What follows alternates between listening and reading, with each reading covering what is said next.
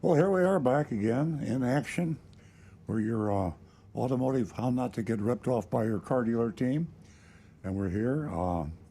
It's a good morning. It's a rainy morning here in South Florida.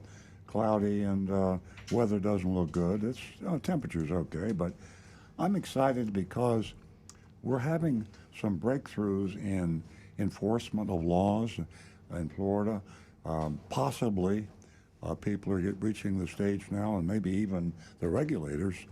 The media is starting to stick their nose out. That's my excitement, really. Really exciting uh, investigative reporting done on some local South Florida car dealers doing what we've been talking about on the show for many years, but nobody seemed to care. So I think I'm seeing the worm turn a little bit. We hope so.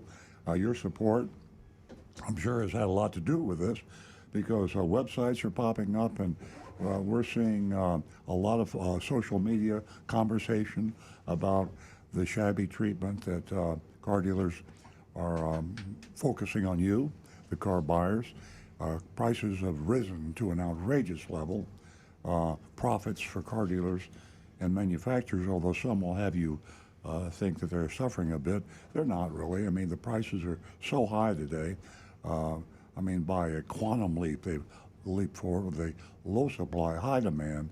The supply chain thing you hear about ad nauseum, it's always something going on to justify extraordinarily high car prices. So I think we've reached the point where we're going to say, I'm mad as hell and I'm not going to take it anymore.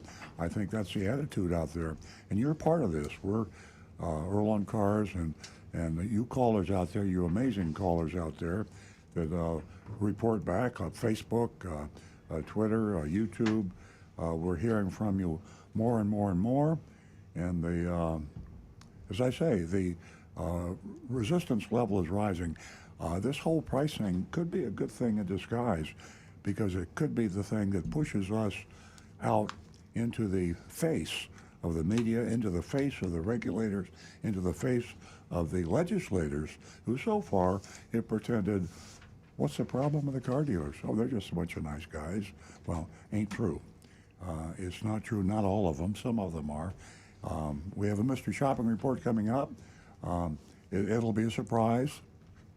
Don't want to reveal too much, but we visited another South Florida dealer and went through the process. And I think you'll enjoy this report a lot. It's going to be a surprise to a lot of you. As I said before, we're a team here in the studio. Rick Kearney, Stu Stewart, Nancy Stewart, myself, but you're the most important part of the team because without your calls and your feedback and your comments and your constructive criticism, or, as I always say, we'll take the destructive along with the constructive because we are totally transparent. If you have a problem, we will air that problem, even if the problem is with us. You could call us, and I'm sorry I have to repeat this number so many times. I can imagine being out there listening or watching and have us repeat this number, 877-960-9960, over and over. 877-960-9960. I do that for the new listeners, and I do that for people that maybe are a little bit timid about calling the show. Calls are our number one priority. Nancy Stewart, sitting to my left in the studio, has a laptop open in front of her, and the person in the control room, when the call comes in, pops that name and number right up in front of Nancy, and Nancy calls a halt to whatever is going on. Even when I'm yapping, or Stu, or Rick, we stop, we take our calls. Prioritize the phone call, 877-960-9960.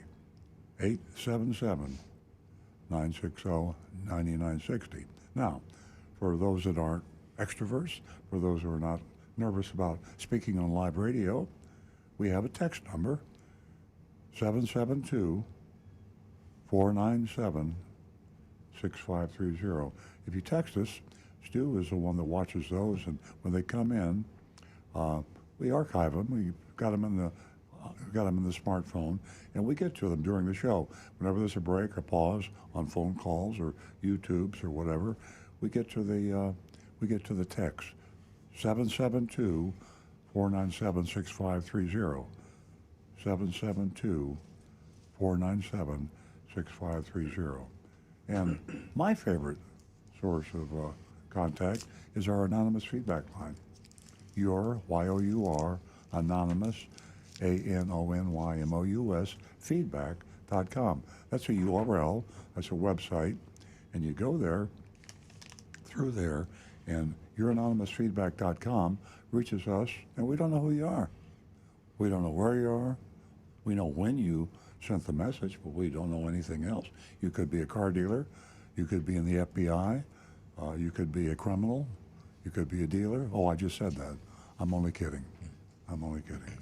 We got some honest dealers out there. We salute you, and we praise you when we mystery shop you, and we put you on our recommended dealers list. So all you dealers and salespeople and other employees of car dealerships listening right now, here's a chance to be on our recommended dealer list. Just behave yourself when our mystery shopping goes out. Usually we're in Florida, but we go to other states too. We are all over the USA, Canada, we're all over the world really, and we get callers, especially on YouTube and Facebook. Facebook.com/Earl on Cars. Go there, Facebook.com/Earl on Cars, and we're live streaming, and you can see us. You can see my beautiful, handsome face, and we got all of us here live. And YouTube the same way, youtube.com/Earl on Cars. Rick Kearney, who is our certified diagnostic master technician, answer any question you have about any car 99% of the time. And we always get the answer one way or the other, even if we have to resort to Google or other research. We'll get your answer. You got a squeak, rattle, or roll in your car? You don't want to take it to a car dealer and get hosed with a huge bill that isn't justifiable? Call us. Hey, send us an audio file or a video file. We can actually look at that, and Rick Kearney can make a diagnosis for you. He's probably right. Always want to confirm it, in real. You have to bring it in. I mean, physically, you need to inspect the car, but he can give you a pretty good idea, save you a ton of money. And he's on youtube.com/Earl on Cars. You'll see that right away. So if you can call us, give us a call. If not, we give you those other sources. And I'm going to turn the mic over to Nancy Stewart. She's my co-host. She's a co-founder of the show with me many years ago when we were only on for half an hour. And she's a female advocate. She is really, really out there for the ladies. And you ladies know, you just don't always get treated the way a man does. I mean, I'm sorry, but it's still looked at too much of it as a man's world. There's a lot of conversation about it not being the right thing, but it still happens. And Nancy Stewart is here to help put a stop to that and arm you with the knowledge you need to go into a car dealership and to be treated with respect and courtesy. And I will turn the mic over to Nancy right now. Good morning, everyone, and welcome. First, I'd like to remind you that you can subscribe to Earl Stewart on Cars. You can subscribe to Earl Stewart on Cars podcast using any of the following podcast apps from your iPhone or your Android. And you can sign up for Apple Podcasts, Spotify, Google Podcasts. You can go to Amazon Music, Stitcher Radio, and SoundCloud app. So there's so many ways that you can get in touch with us. This morning I'd like to extend $50 for the first two new lady callers. $50 to the first two new lady callers. And ladies, did you have a car purchasing experience this week, servicing experience, anything at all? Did you learn something? Did you teach, the salesperson something? I'd like you to share with us exactly, what your encounter was, and you can do so. And you can also win $50 for the first two new lady callers at 877-960-9960. Also, you can text us at 772-497-6530.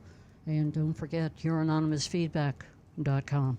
Now back to the recovering car dealer. You covered the first-time caller, right? The first two new female callers? Oh, yes, she did. You did. And we can do that again. Well, I think the first two let's do it new again. Do it again. Female callers, you win yourself $50. And in the climate we're living in, that $50... Get you some gas. Well, it'll go a short way. Right. Yeah. And there's no strings attached. The reason I'm always hammering on that is because I think a lot of people, you see so much, you hear so much, you read so much about unrealistic offers. They always do that to get your attention, and then there's fine print, and it's not really true. So when we say $50 to the first two new female callers, there are no strings attached. There's no fine print. We just want you to call the show. You don't even have to say anything. We like you to say something. We like you to mention, what experiences you've had in the car buying or leasing world or car repairing world. But there are no strings. I would think that I think we'd have two new female callers right now. $50, ka-ching. Yeah. No strings attached. Yeah, big bucks, like Stu said. Maybe you can get yourself some gas. I don't know. Like half a tank. Yeah. But let me emphasize here, you don't have to call and share an experience No. with us. You can just call and say hello. So take advantage of that offer this morning. Now back to the recovering car dealer. Yeah, before I was going to ask Stu to mention the mystery shopping report process, and before I do that, I just want to say that we have a special clip coming up on the show. It's a news clip from WPLG Channel 10 in Fort Lauderdale. Very exciting news, and we'll key it up later on. I'll give Jonathan the heads up and the countdown, and some of you may have seen that if you're in the Miami, Fort Lauderdale area, southern Florida, far south Florida. WPLG Channel 10 investigative reporter did a great expose and put it on television. Called me and did a Zoom interview. So if any of you saw that on TV, WPLG, 2 or 3 days ago, you might want to call the show and talk about it. And if you are a person that is driving a lease car, did you know 1 out of 3 of you today is driving a lease car? And if you're driving a lease car, you have a decision to make. What do you do when that lease is up? Do you buy the car? That's what this expose is all about with Channel 10. They have exposed the fact that car dealers are taking advantage, surprise, surprise, surprise, taking advantage of people when they come in to exercise their option to purchase their off-lease vehicle. And a lot of you out there, if you're driving an off-lease vehicle, heads up, you're going to want to see this video clip that will play in a little while about exposing the fact that virtually every car dealer in Florida, in fact the country probably, but we see the Florida ones more often, are breaking the law by adding cost, hidden fees, profit to themselves to the option price of the lease car. You have a right to purchase that lease car at a really, really good price, thousands of dollars less than the current market value. And boy, you don't want to pass up that opportunity. You either want to buy it and drive it, or you want to buy it and trade it back in to offset the extremely high price of the new car you might want to lease or buy. So stay tuned for that. And I'm going to turn the mic over to Stu, and he'll give us a little heads up on the mystery shopping report. Oh, I thought you wanted to hear just a general idea of the process. Well, yeah, both. I can. Both. I'd be happy to. No, I want to hear the general idea Yeah. of the process first, and then. Yeah. So every week on Monday, I have a conversation by phone with Agent Lightning. I almost said the real name there for a second. With Agent Lightning. And it's on Monday while Saturday's show is still fresh in our mind. Agent Lightning also listens to the show. Hi, Agent Lightning. And so kind of based on what we discussed on the show, sometimes we pledge to mystery shop a different type of dealership, or it might just be on the theme that we're on. Like right now, we're on the theme of family-owned dealerships and how they're handling the inventory crisis, and whether they're as tempted as the other dealers to go in there and do some gouging. Once we decide on the dealership, she heads out. She does the footwork, goes in there, pretends to buy the car, and she as soon as the report's over, she starts taking notes, contemporaneous notes, keep everything fresh in her head. Got a great quotes. memory. Got a great retention. Yeah, well, And we she's talk about these detailed. things. She's detailed. We say things like, remember quotes. Anything that sounds funny, if you put it in quotes, I'm assuming they said that exactly, and then I'm going to put it in the report like that. Any new phraseology that she hears is, any kind of car dealership lingo. Yeah. Anything that makes it interesting. Pictures of anything that might be significant, even if she's not sure if it is. She would take a lot of pictures. And she gets away with taking a lot of pictures. I guess. Everybody does. That's the whole world with Yeah, with taking cameras. pictures. Yeah. I mean, it used to be we had to sneak the pictures, and then before. Oh, yeah. The past few years, they would bust you. Why are you taking a picture of the Moroni label? Everybody, customers go to car dealerships and everywhere, and they take pictures of the car, and they send them to their friends. I'm looking at this one. Hey, look at this guy, and they're taking pictures Documents, all over the place. buyer's If this orders. was 20 years ago, you'd only a tourist, you would think if they're walking around with a big snap camera. So, and then after she writes all the notes, she'll put it all in a narrative, and she sends it to me, and then I will write up an introduction, trying to kind of establish the setting, any relevant information, if it's a unusual place or if there's any unusual stories that might be entertaining. I try and do a little research and put that together, and then I take Agent Lightning's narrative and I put it in a more of a story type of form that's easy to read, and there you have it. That's the report. And this week we did Al Packer Ford. And who I thought, by the way, had been around here as long as you had. I thought that Al Packer was here in the 30s, but he hasn't. He's all the stores started up in the 1961, so it's not a young group, but It was Macaulay Ford before it was Al Packer Ford. okay, yeah. So Dick Macaulay, yeah. Yeah, so that's the story, and I can't wait till we get to read the report today. Yeah, it's to me the reason nobody does it, and we do it, and we name names and dealerships, and we even cite breaking of the law, violation of the Federal Trade Commission Act, or the fine print, or the fact that they break the Florida statute, which they do all the time. The advertised price is supposed to be the price you pay, and it never is the price you pay. So we do that, and we say this dealership broke the law, and we don't get sued. And we've been doing it for almost 20 years, and that's the reason we're so convinced that we're being accurate. The dealers out there are afraid to sue us because they know they'll lose. The truth is a perfect defense against libel and slander. You attorneys in the audience, and I know there's some of you out there listening, you know that. You can say anything about anybody as long as it's the truth. So that's all we do is tell the truth. I get nervous because I think sometimes we might make a mistake. We probably have, but we haven't been caught yet, so nobody sued us. I think I think about that a lot, and the mistakes I think we made are inconsequential, like someone's name or maybe a small dollar figure. But all the crimes that we uncover, there's nothing fake about that.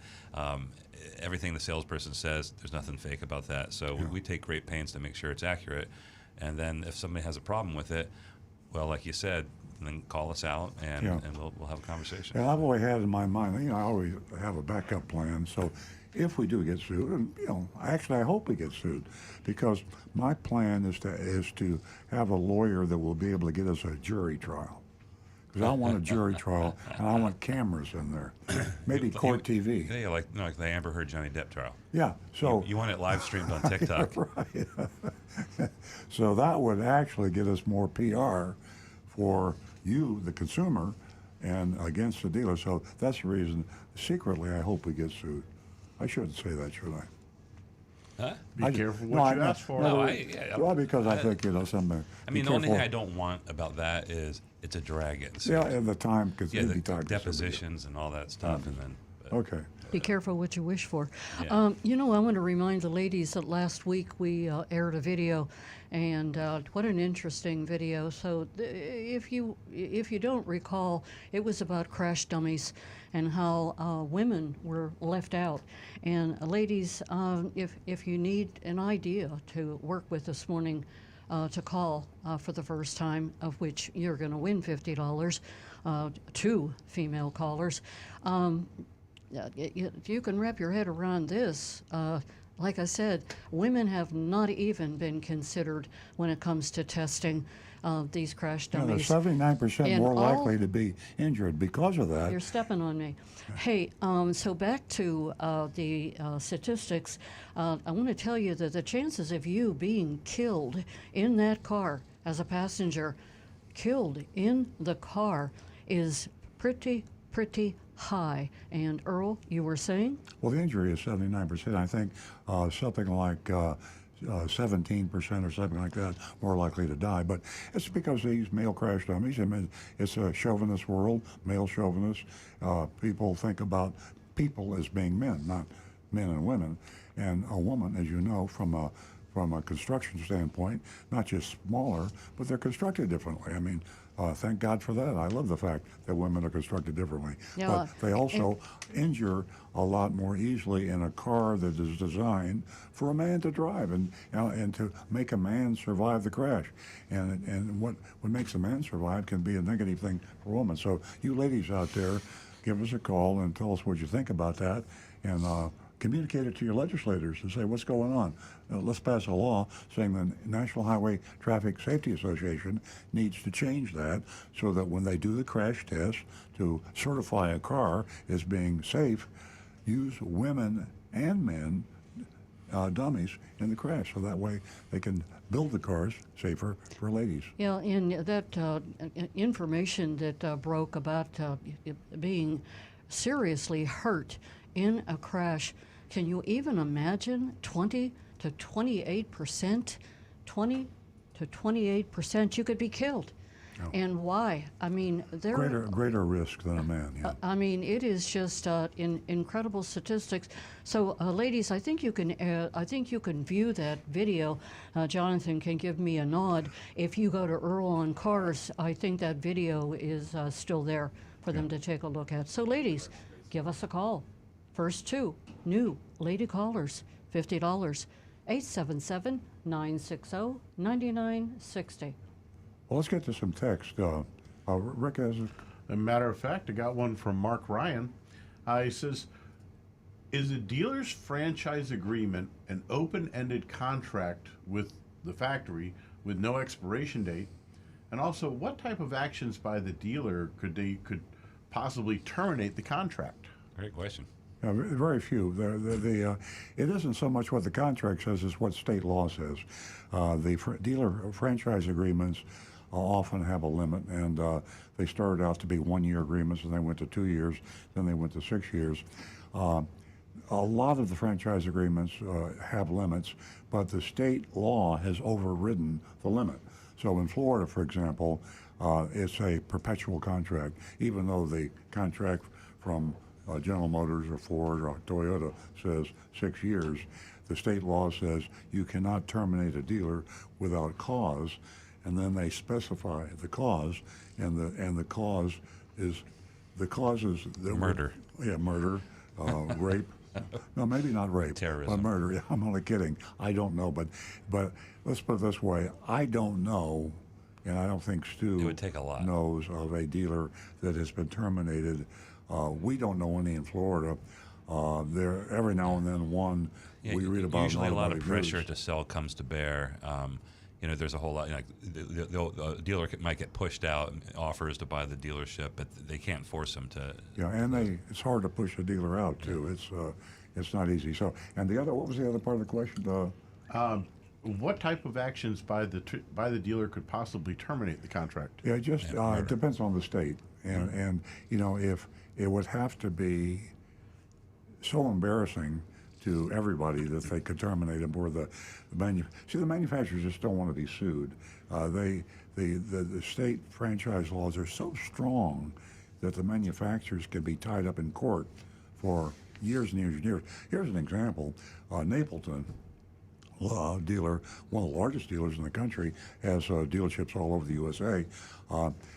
He has had such serious problems, and Nissan and Hyundai and Kia and the rest, all the other franchises he have, nobody, to my knowledge, has terminated any of the Napleton franchises. He has done some really outrageous things that have been a matter of reporting in the press, and they have not terminated. So it's almost unheard of today. That's the problem. The dealers are invulnerable, and therefore they feel like, what have I got to lose? The regulators are not going to come after me, and the factory, the manufacturer won't come after me. The consumers are still being gullible, and I'm fooling them, and I'm making a ton of money, so why should I change? Okay. Any Okay, other- excuse me, but Jonathan just gave me the heads up, and he wanted to let me know that you can, as far as the video I was talking about on Crash Dummies, you can go to Earl Stewart on Cars, and you can still view that on Facebook Very good. page. Great. And we are going to go to the phones. Good. We have Dave Holding from Tequesta. Good morning, Dave. Morning. How's everybody? Great. What can we do My for you question this is- morning? Well, I have two, and one is I have a 2021 Toyota Tundra. I was wondering if that came from the factory with synthetic oil. And my other question was, when you order a car from your dealership, do you wait until you get like 50 cars and send the order in, or do you order it immediately? Well, we order the cars immediately. It takes a long time to get here. Yeah, I can tell you the process. The order goes into a bank that's just internal. Every 2 weeks, we get an allocation of cars from Toyota. They're a smaller one in the middle of the month and a big one at the month-end allocation, and that's based on how fast we're selling the cars in stock that we have, which aren't very many. So we get allocated cars. Basically, it's a list of cars that are about to be built. They haven't even been built yet. They have interim VIN numbers, so we can identify them and we can track them as they actually get to the point where they're built at the factory. We fill the oldest orders first, and we try and assign the VINs that we get from the allocation directly to customers, and the ones we don't, we will do, they're dealer trades, but we're trading VINs. Actually, we're trading preliminary VINs weeks before the car is actually built, so we get the right car for the customers. And the reason it takes a long time is, well, there's about 1,000 orders, and it takes time to chip away at that, and that's how it works. And David does have synthetic oil. All the cars today are requiring synthetic oil. Virtually, I have to throw virtually in there, but do you know any that aren't requiring synthetic Nope. oil? Yeah, it's pretty standard. They've been doing that for, what, 10 years now? At least, yeah. Yeah. Oh, okay. All right. Well, thank you very much. That was very interesting. Well, Thanks, guys. thanks for calling, Thank you, Dave. Dave. 877-960-9960. Or you can text us at 772-497-6530. And, while I'm thinking about it, take advantage of a column that Earl wrote on how to know if a Florida car dealer is breaking the law. And he was quite detailed, and he even broke it down for all the listeners, the consumers, everyone to understand. You can go to www.floridaprotectingcarbuyers.com.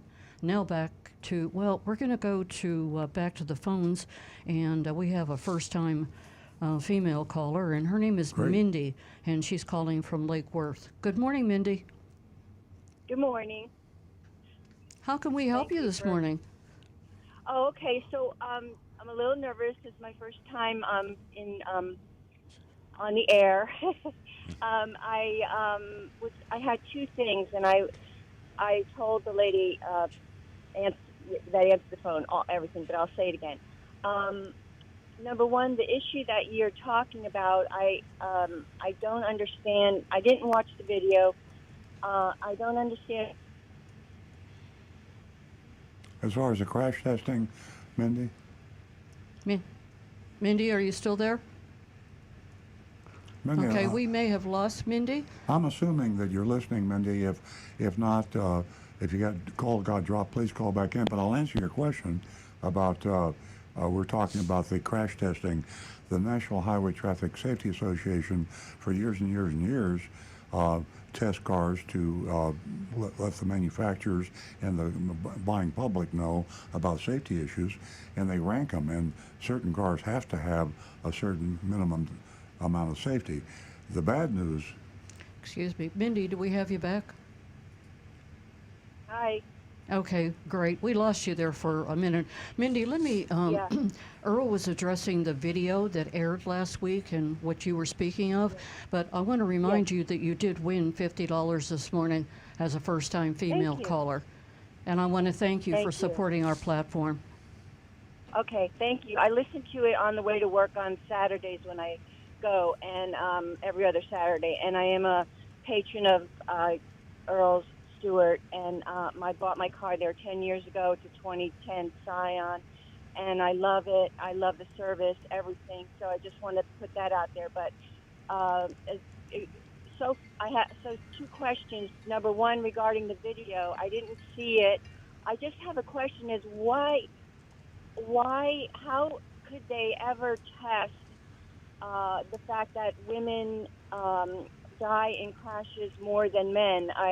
I know that I've seen the videos where they test cars and there's a dummy in the driver's seat. I've never seen a dummy in the passenger seat. But as far as you're assuming that women are, I don't understand. You're assuming that women are always in the passenger seat, or are they dying as drivers as well? And then if they are, why would they be dying faster than men? Is it? I know their weight is lower, but as far as their, reproductive organs, I don't think that has a bearing on the issue here. So I'm kind of confused about that aspect of it. How, and also the other aspect is, because that would be important in as much as how they're coming up with that evidence, because there's so many lawsuits today with gender and ethnicity and this and that. I just can't imagine one more, lawsuit unless they have terrific, substantial evidence as to why. Well, Mindy, let me and jump in here and answer your first question. The reason women are killed to a greater percentage and injured to a greater percentage is because of their physiological construction difference. I mean, think about it. If you look at a skeleton of a woman and a skeleton of a man, you will see structural differences there. Women also, they sit differently than men. If you see a typical group picture, the men and the women, you'll always see different postures. There is a critical difference in the physiology and the size, which is part of the physiology, but it goes beyond that. So they've actually found out statistically that women are dying at a greater extent in an accident, whether in the passenger side or the driver's side, either side, women die something like 17% more of the time, and they're injured like 70% more of the time. So it's only because men were the manufacturers and the National Highway Traffic Association, which are run by men, just went to it's just got them a male chauvinist thing. I'm going to jump in. I don't. No one's suggesting that this was a conspiracy to shut out women from safety. It was just an assumption of what's normal. When you design a car, the engineers are men, for the most part. The guys doing the testing are men, and so they're just thinking in terms of that. That's the chauvinism that he's speaking of. It's not that men that the designers want women to get hurt. Remember when? Well, you probably aren't that old, but women used to. They just got the vote in the 20s, and there's so many other things that we've talked about, and you see it every day in the media. Women are waking up today to the fact that they have been discriminated against, and this is just one of the more serious things that hasn't been exposed. And again, I don't understand, other than the scientists and the engineers, which women are making their way into those fields more and more. I'm seeing anyway, and I hope that continues and increases. But based on, and as that continues and increases, the field and the construction and the tests and everything will evolve as well. Well, that's what we're hoping for. Oh, absolutely, and that's what we're hoping and pushing for. Yeah. And Mindy. But other than yes, ma'am. Mindy, let me add to this that there's no confusion as far as these crash dummies are concerned in the testing. It is passenger and driver. Women are in a dangerous place because the restraints, the safety belts are not what they should be, and women drive closer to the steering wheel. So, Mindy, take a look at the video. There's all kind of information that you can Google that'll clear things up, and we really appreciate your phone call this morning and hope that you'll spread the word and you will let your friends know that they too can call 877-960-9960 and win $50. Thank you. Now, can I address one more question with you? Sure. Which I've been trying to call for many weeks, and I always miss that number. But this time I had my phone out and ready. I drive a manual Scion, and I will be needing to get a car soon in the near future. Hopefully not now. I was wondering if you have any insights on other manuals that are coming out, or any manuals, or if there are going to be any manuals. The only coming manual, out. the only manual Toyota I know of is the Corolla GR. Yeah. The new Supra Oh, the new Supra. Okay. is going to Yeah, have Mindy, let right. me say something. Why do you want to drive a manual transmission? I love a manual. I've always driven a manual. I have control of it on the road. I can zip in and out. The gas mileage is great. It's one of the lowest, and mainly I can control the thing really well. Well, let me say this: if you want a manual because you just like the idea of shifting gears, that's fine. The resale value, of course, if you keep a car as long as you keep it, that's not an issue. But the resale value of a manual transmission is very low. Your selection is very low. The new automatic transmissions, since you bought that Scion many years ago, are far superior on gas mileage than a stick shift. You can't drive a stick shift with as good a fuel economy as you can get with a modern automatic transmission.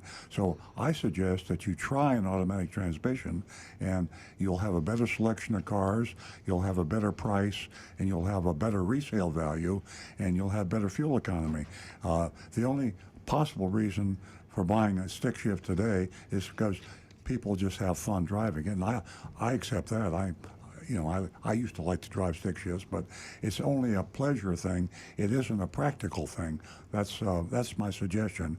And you're right not to buy a car today. Car prices are extremely high. Wait a few months and the prices will come down. But meanwhile, test drive an automatic transmission somewhere, and I think you'll see what I mean by it being far superior to a stick shift.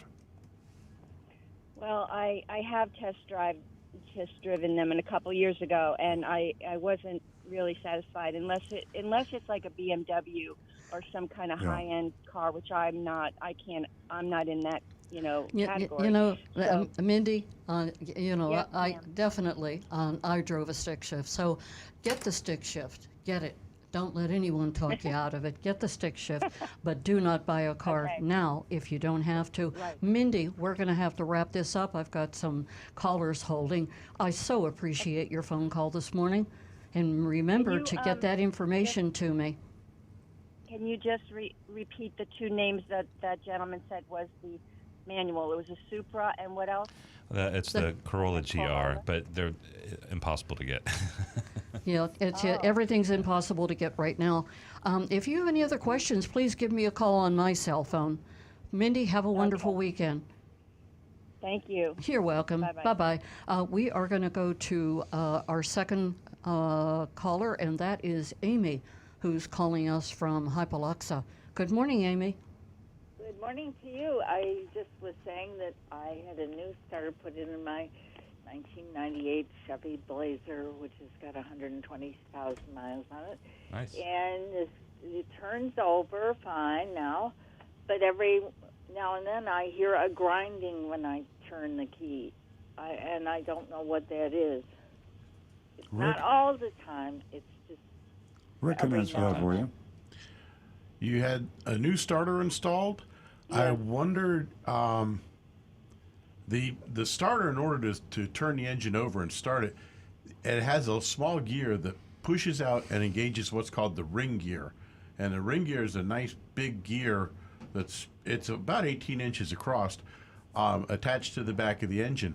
It's possible that some of the teeth on that ring gear have got some damage on them, and that when the starter's trying to engage, it's hitting those damaged teeth, and that would make a noise like that.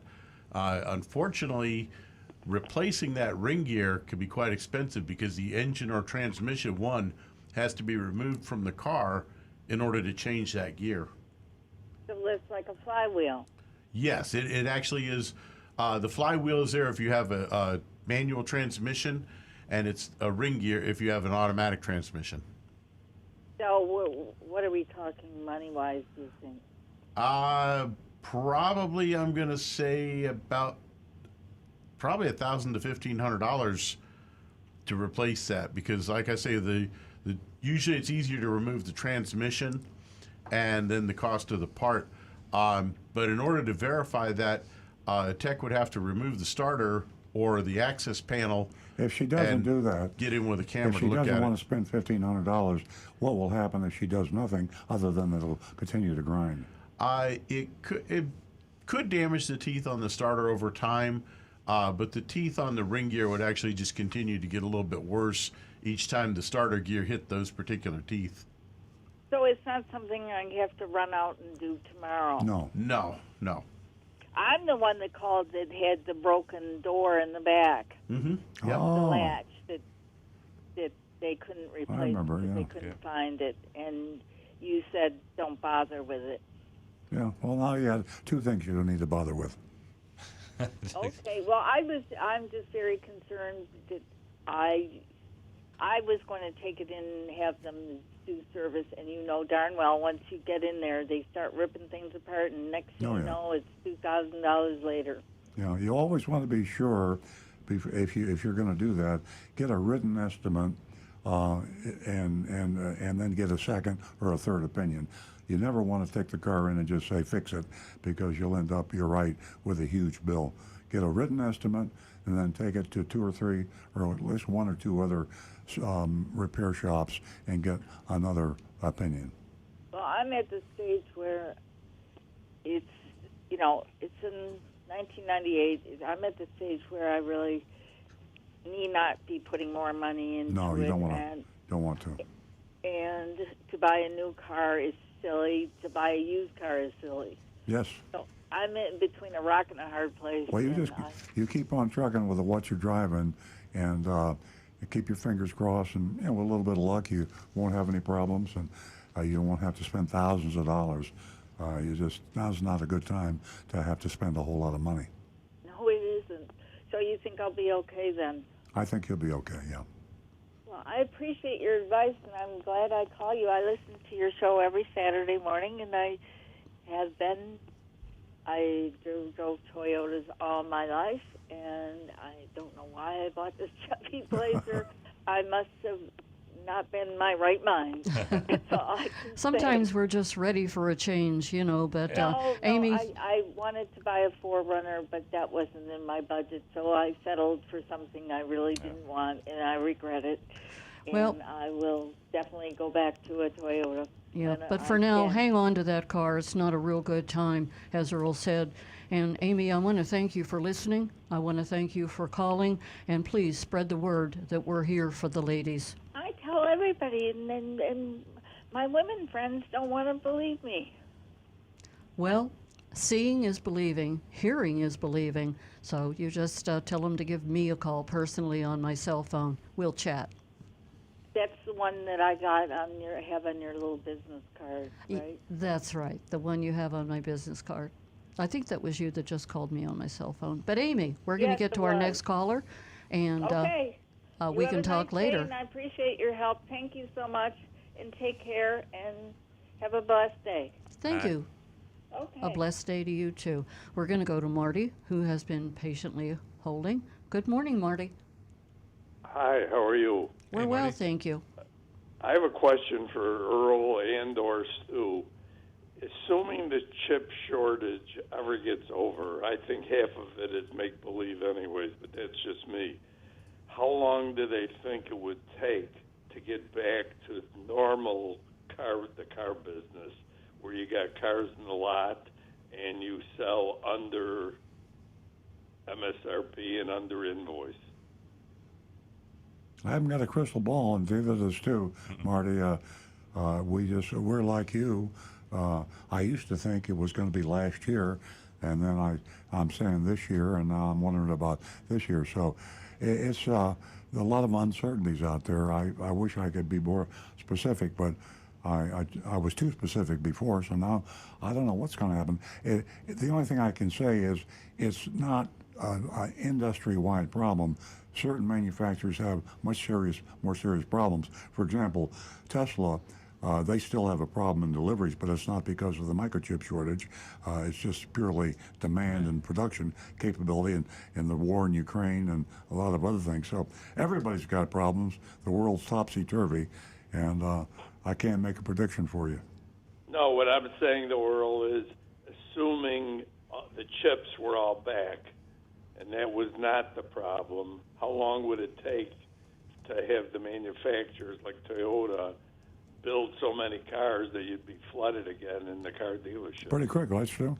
Well, I don't know. I mean, If suddenly all the microchips Were that available. Toyota needed, how long would it take them to start cranking up the production? There's other factors that are causing the supply chain issues too, not just the microchips. Like the big one that hit us earlier, just a couple of months ago, was Southeast Asia got hit hard with COVID, and a lot of part suppliers went down.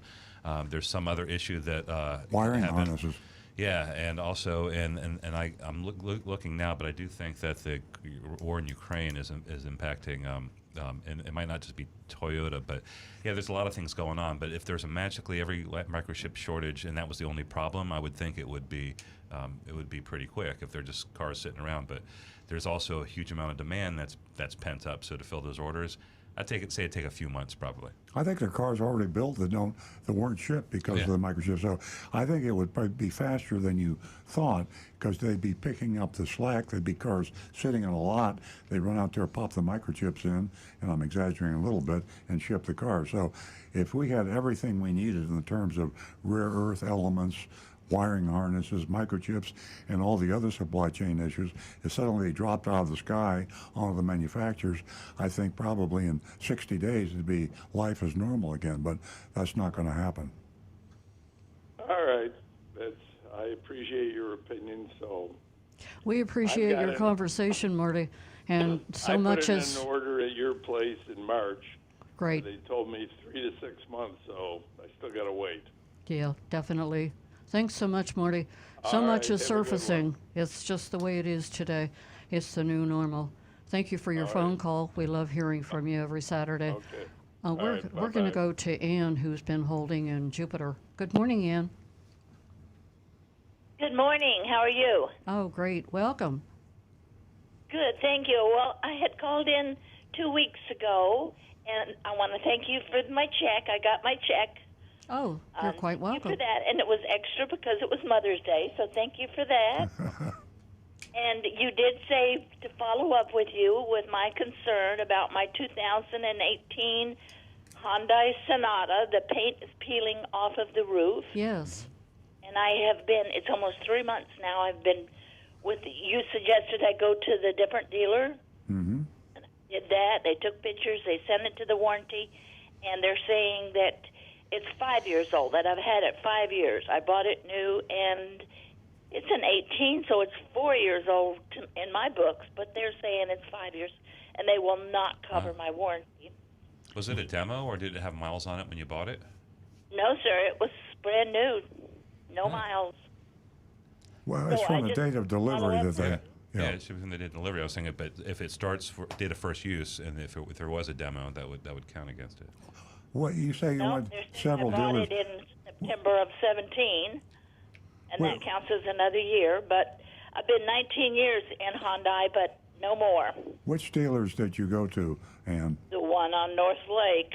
And did you try any other Hyundai dealers? Yeah. Yes, sir, I they said the did. same thing. I did. I went to the one in Stewart, Okay. and I also have been in touch with the manufacturer directly, Mm-hmm. and they've even told me no, they're not going to cover it. Yeah. So I said, well, then now for 19 years I've been happy with Hyundai, but not anymore. I'm going to a different car. Well, I'm sorry, Anna. You know, it was a bad business decision on Hyundai's part and the dealer's part. And right now we have thousands of people on the air listening to this, watching it. And and it's just a bad rap for Hyundai. It's just not. It's not good business. You're only slightly out of warranty at best, and they should handle that under what they call goodwill. And just a darn shame. Any Hyundai dealers out there, if you folks listening, if you know of any Hyundai dealers that would help Ann, that are anywhere remotely near South Florida, let us know, and we'll pass it along to Ann. Because I know a dealer, if he pushed it with Hyundai, could get that bought under goodwill, and you just haven't found a dealer that would do that for you. I'm sorry. Well, thank you. And I've even had some. I'm starting to get estimates on my own, and it's too much. Yeah. I told Hyundai I'm going to ride around with it like this. Is this good advertisement for you? Exactly. And you calling the show, you know, it's amazing the number of people who are listening to this show right now, and that includes car dealers, salespeople, everybody. So there's nothing like free advertisement, and I'll tell you what, it travels like wildfire. And I'm so glad that you followed up on this issue that should have been taken care of. I think it should have been. Absolutely. Or at least help me with it. They could.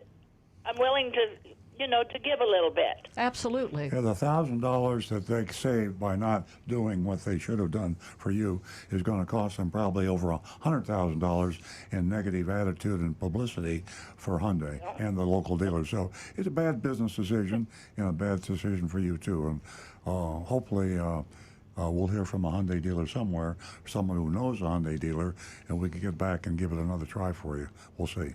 Okay. Thank you, Mr. Stewart. Thank you for helping us expose all this negative publicity, and it's definitely going to help you and us. Have a great weekend. All right. Well, thank you. You're welcome. All right. Stay well. Okay, we're going to go to Tracy, who's a first-time caller. She's calling us from West Palm Beach. Good morning, Tracy. Hi, good morning. I love your program. Oh, thank you. You've won yourself $50 this morning. That's really generous. Thank you so much. You're welcome. That's really, I have, my son had bought a truck. It was his first time going to a car dealership, not a buy here, pay here, but, a big car dealership. And he wanted to get the truck for $60,000, and he was going to leave over the five. They had it for 65, and he was going to leave over the 5,000. And then they finagled it where he signed on a computer. There was no kind of bottom line paperwork. And then he just found out when he got his first bill a month later that they sold it to him for 65. Also, wow. They said there is a 60-day return policy, because they're seeing that, it's not what they said it was. And then they called about that and said that is not correct. It's not Walmart. You can't return it. And then they just, the salesman just said whatever came to mind to get the sale done. But then the truth of the matter was entirely something different. And they didn't even give him any paperwork to walk out the door with. Wow. They gave him a zip drive. Okay, I've heard of that. Yeah, any chance this was a Lexus dealership? No, okay. it's no. I don't know if I can say or not. Oh, yeah, you can. Oh, absolutely. Oh, it's Bev Smith Kia in Fort Pierce. Okay. Yeah, we know who the general manager is. That paperless signing thing is just kind of getting started off. I never really thought about how it could be abused by a dealership. We just thought it would be a really cool way to get into the 21st century. But if you're not getting, what was on the zip drive? Was there any all the proper documentation? Well, I didn't. It's kind of a sore subject with my son. I can see he's really, he feels like he got ripped off. Well, he probably did get ripped off, and he just. So I don't know, right. But I'm sure that it does say what it was, because he said that what they said verbally and what he signed was 60, but then once he saw the zip it's drive, back to 65. Yeah, so the fact of the matter was on the zip drive, but he didn't see that. He didn't even have a computer to go home to put it on. I had to give him a laptop. That was his, whatever. But Yeah, listen, I mean, I don't know if this would if it help, but you know, your son, what happened, and he shouldn't be embarrassed about. I mean, especially with younger people, the car dealership, especially like that dealership that he went to, specialize in taking advantage. I don't think it's legal to give a zip drive. It is. You sure? I think JM Lexus does it, and we've talked with JM&A and all that. You can give paper. I think you have to give the option. I don't think you have. Well, I would. I would be amazed. And any lawyers out there listening, I'd love to. We'll get an opinion on this, but I would think electronic receipts are pretty common. Yeah. Well, if you ask for it, I'm just saying the way the law reads. Let's talk about people that are maybe English language challenged, or maybe education challenged, or maybe a lot of other ways. It's hard enough to know what you bought and understand the rules when you have it in your hand in a piece of paper. But that's how online sales are gonna be done. I know that. Yeah. I know that. I'm just saying that I think at some point a written document is required, but I don't know that for sure, and I don't think Rick does either. And I was just going to say that Raymond Honda on Lake Worth Road has actually been doing that for a couple of years now. Yeah, I mean, the dealers do a lot of things that aren't legal, but I just let's. We have discussed it with JM&A, and it is.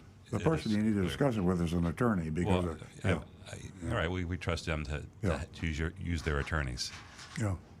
Okay. Well, you raised a very interesting question, and unfortunately, once you've committed to a purchase and taken delivery of the vehicle, and you sign the papers, and I'm saying papers now we're talking a zip drive, I will do a little exploration on that legally, because this is something that never occurred to me. I thought I knew we were buying cars online, and I knew we had digital documents, but I never thought that the law would make it legal for someone to be processed and delivered any product with nothing on a piece of paper.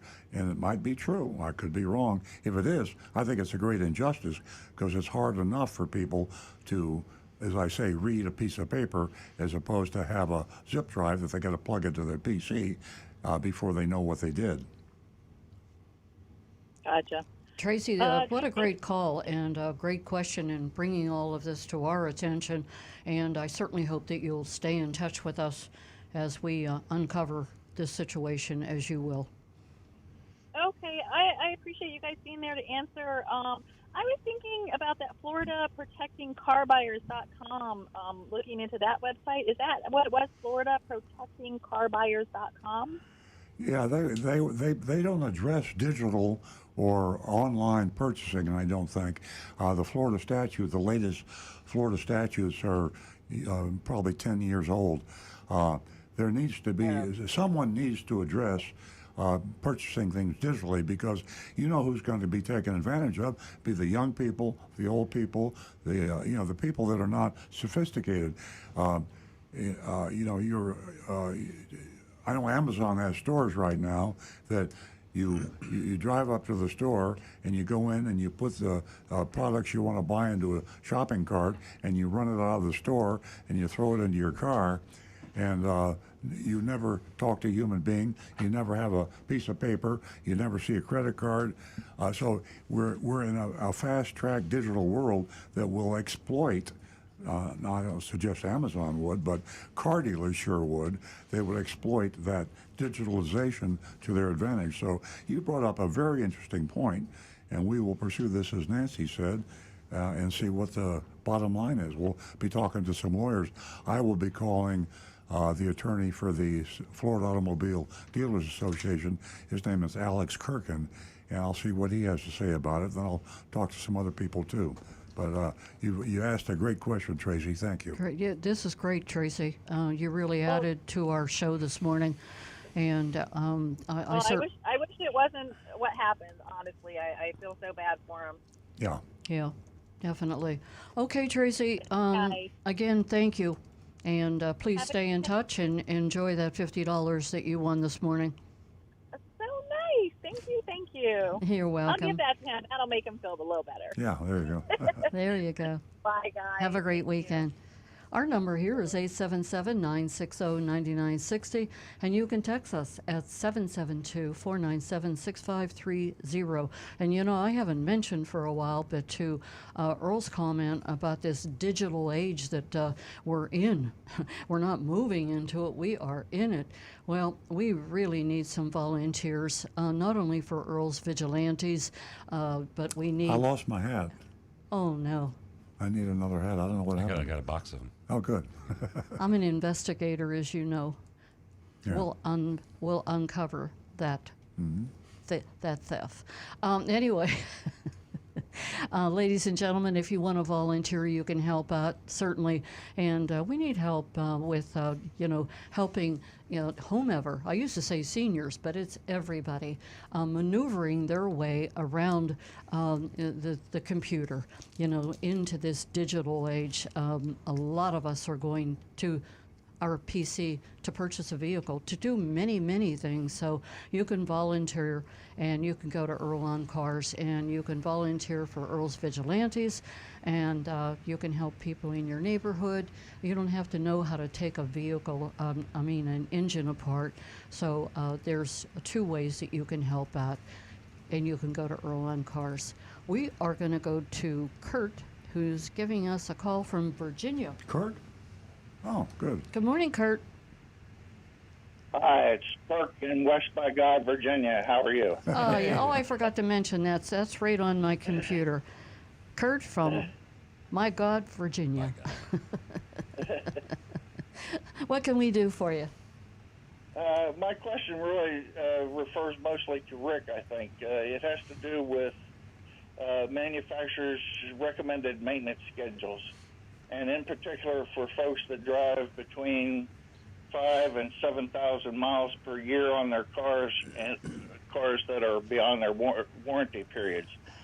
For example, the manufacturer recommends oil changes every 6 months or 6,000 miles.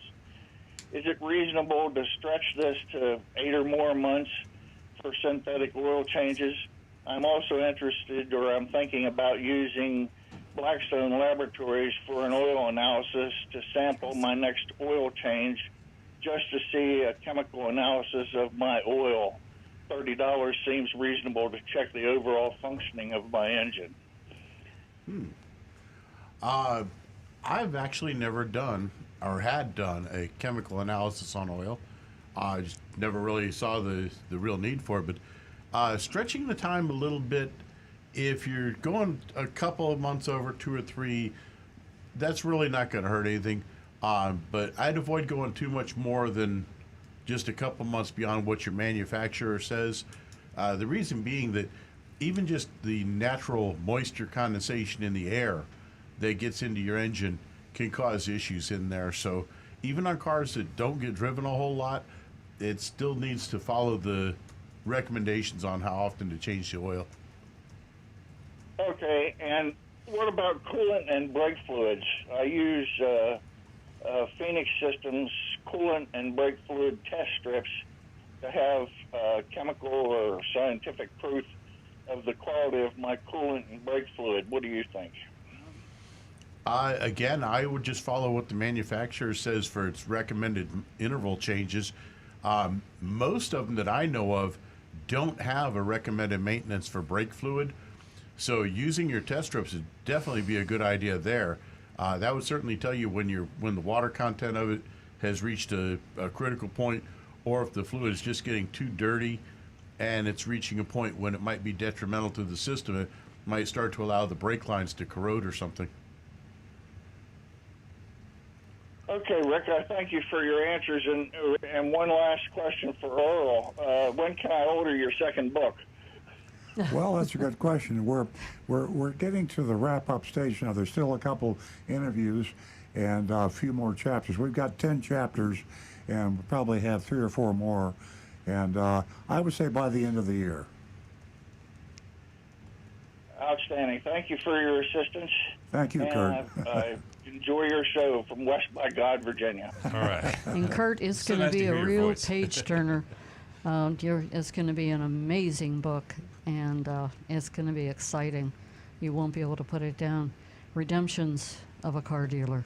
If you want to pick up Earl's Confessions of a Recovering Car Dealer, you can do so. You can just order it online.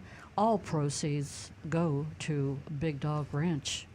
All proceeds, if you didn't hear me, go to Big Dog Ranch. Yep. Oh, There good you one. go. I like that one. And expecting to that's part of the full moon thing. Oh, yeah. And also to Tracy, who we were speaking to earlier, I'm going to repeat that website for you: www.floridalawprotectingcarbuyers.com. And I'll repeat that as we go through the show. It's only 9:06 right now. That will come in handy for you and what you want to do. We're going to go to John, who's been holding in Palm City. Good morning, John. Good morning to everyone. Hey, John. The topic came up about manufacturers revoking franchise of dealerships. It seems like it, especially in Florida, some of it lies in the hands of the Attorney General. But it seems like a no-no completely because of the lawsuits, especially a certain lawyer. He's right here in Stewart. He sued Anheuser-Busch. He's the only one that successfully won a case with them from a franchise in Orlando. He sued Coca-Cola, and he sued the largest second largest funeral chain in the United States, and he won with them. So it seems like they're hesitant. The case will be in court. It'll cost a lot of money. It's not worth them here in Florida, especially, with past history that we had. But yet a state like New York just currently now successfully sued 3 used car dealers in Woodside, New York, Luxury Motors, World Auto, and Automania, and sued them tremendously. They had 10,000 violations, you name it, for everything that we discussed at this show, violations, especially with the Hispanic market, abusing the people, taking care of it. It's a large settlement. There's 16 consumer complaints against them, and it'll probably succeed because look at the history in New York. General Motors was not hesitant to take the franchise away from Vic Potemkin of Miami, the Cadillac dealership, and gave it to Roger Penske. They revoked it from Pontiac dealer on Long Island. It seems like it depends a lot upon the state, and they seem to. Well, in New York City, you got the New York City Consumer Protection Law, which they go by that, and they succeed just using that law alone. So it seems like a hesitant, completely, especially here in Florida. And if, by the way, people observed that they revoked the franchise of Toyota or Stewart, that wasn't Toyota that took his franchise away. That was the Toyota distributorship.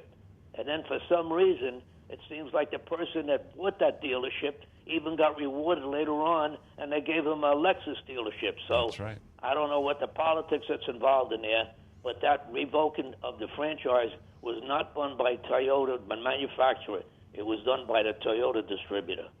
So I just thought I'd mention that there's a no-no of manufacturers going against individuals like Napleton. You're right. You're right. It's a sad thing because if they're not going to terminate Napleton, they're not going to terminate anybody, and that's probably the truth. It's manufacturers are helpless because of the state franchise laws. Agreed 100%. Thank you, John. Thank you. John, it was great hearing from you. Give us a call again, 877-960-9960, or you can text us at 772-497-6530. Don't forget youranonymousfeedback.com. Now back to the recovering car dealer. I'm still thinking about Tracy's call about the zip drive, and I reflect back on my evil days when I was doing bad things just like all the other car dealers. And one little trick we used to have back, 25, 30 years ago, 40 years ago, when we sold a car, we didn't want to have to face the fact that the customer, in the vernacular of the car dealer, would come out of the ether when they got home, when they were basically anesthetized in the dealership and they were lulled into complicity, and we would sign them up in an outrageous profit on a car. And one of the ways we really made money, like the car dealers today, was with financing. And we had the installment sale contract, which is the contract where we could charge 17.5% on a new car. It's still in Florida. The legal limit to finance a new car is 17.5%. And there are a lot of people that, the victims, we call them, never bought a car before. English is not their primary language. They are just not sophisticated enough to understand the laws and things like that. A lot of people, they don't know that 17%, they don't know they're paying 17%. They don't read the fine print. So what we used to do is we would take the installment sales contract, and if you're streaming this, I'll simulate this a little bit. We would take the installment sales contract and we would fold it up like this. And before we gave it to the customer, then we would take a stapler and we would staple it like this.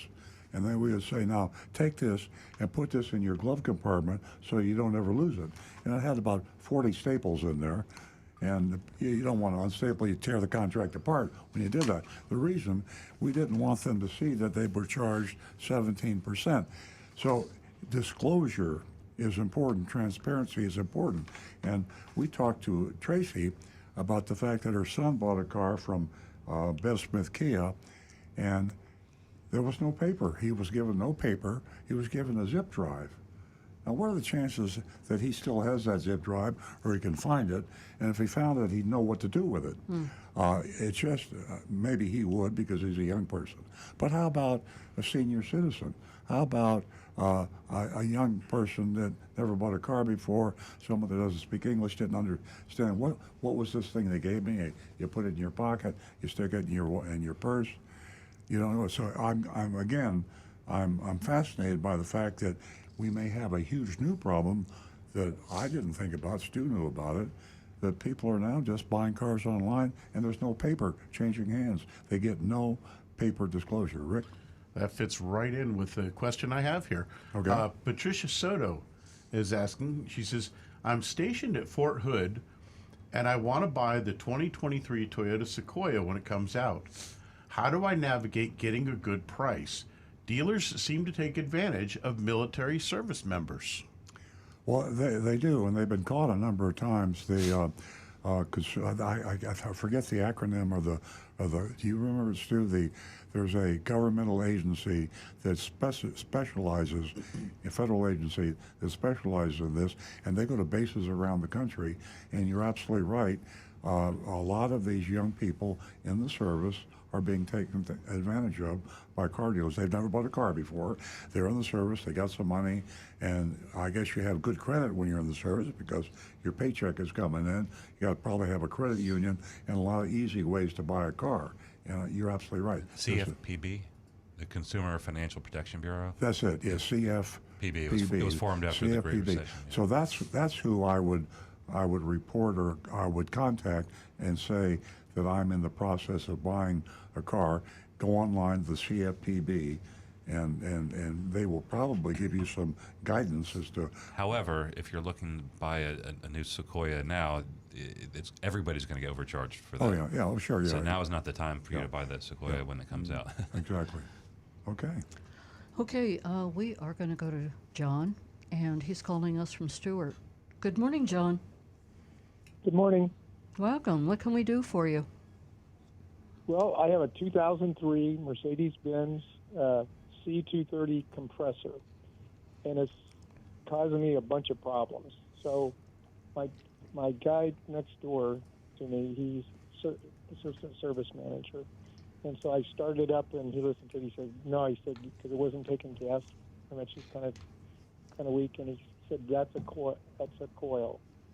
So I said, okay.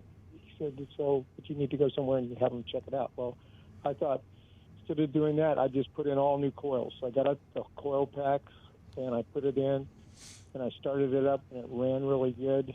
I went out it wasn't idling perfectly, but I rode it, drove a little bit, took it out on the highway, got up to some speed, 2 or 3 times. Came back and I said, well, I've got to put some gas in it, some good gas. So I went to a mobile, put in the 93. I drove it about a mile and it starts jumping again. So I don't know what's going on with it. I was wondering if Rick might know. But one other caveat is, so I let it set for 2 days because I got an appointment. I was going to put it on a computer and see what he thinks is wrong with it or what the computer says. But now it's running really good, except for it just wants to idle a little bit low. So it's got a rough idle. So I Googled it and said it could be a EGR, exhaust. The exhaust gas recirculation valve. Yeah, that's it. Yeah. So what do you think? First question, when you put the coils in it, did you put in new spark plugs? I did. Yes, sir, I did. Okay. Still possible you might have some carbon buildup in there. What happens when you're not getting a good complete burn in the engine, it'll leave carbon deposits, and sometimes those can foul out the spark plugs, or too much fuel getting in and not getting burned properly can foul the spark plugs, but the new plugs usually will take care of that. The low idle and slightly rough idle, quite often that's caused by a dirty throttle plate. I would have the throttle body serviced and cleaned properly, and try that first before you start putting any other parts on it just yet. But if they have a chance you can get it on a scan tool, that would be a good way to tell if you've got a misfire on just one cylinder or multiple cylinders, or see what's going on there. Okay, I think I did, because I had to take it to the same guy before. He's really good here in Stewart, a local guy. His computer goes into the one in Germany, and so he can tell me exactly, because I took it at another place and they threw parts on it. This was a previous situation I had with it. So he put in the 2 different fuel pumps. They put in the fuel filter.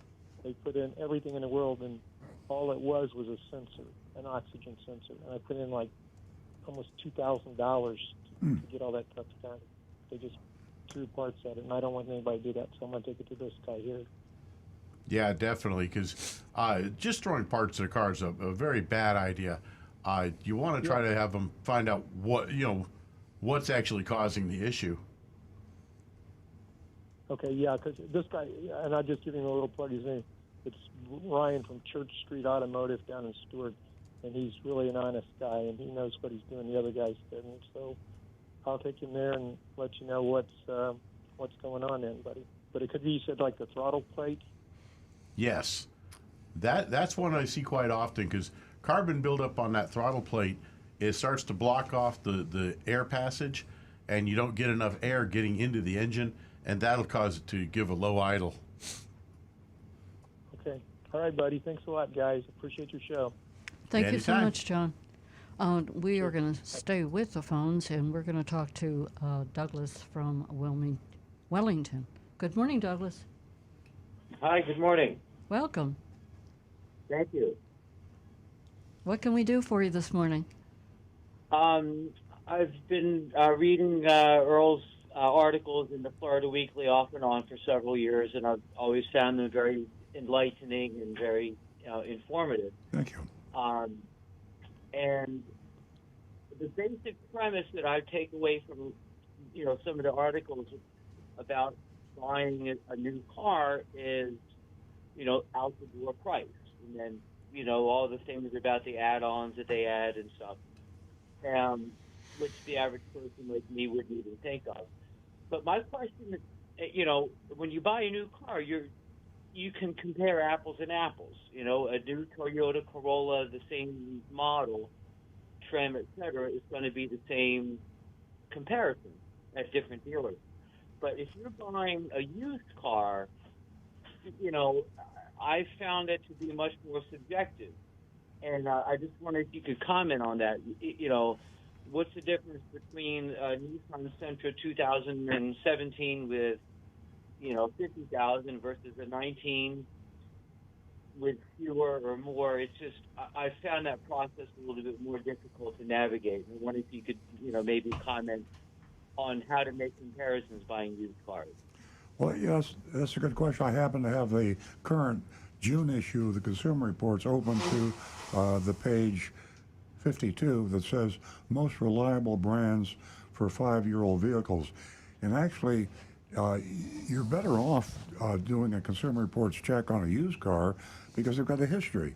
They list the 2017s here, and you can get it for any year, but the 2017 brand reliability, they go all the way. The top three, I'll read, the top three are the Lexus, Toyota, and Acura 2017 used cars.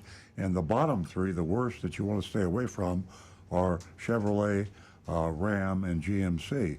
So they really have, if you've got a car that's 5 years old or 4 years old, there's a lot of history out there. And Consumer Reports really does the research, and they know when they say that if you're going to buy a 2017 Lexus RX, you're going to get a great vehicle. It's got a rating of 91.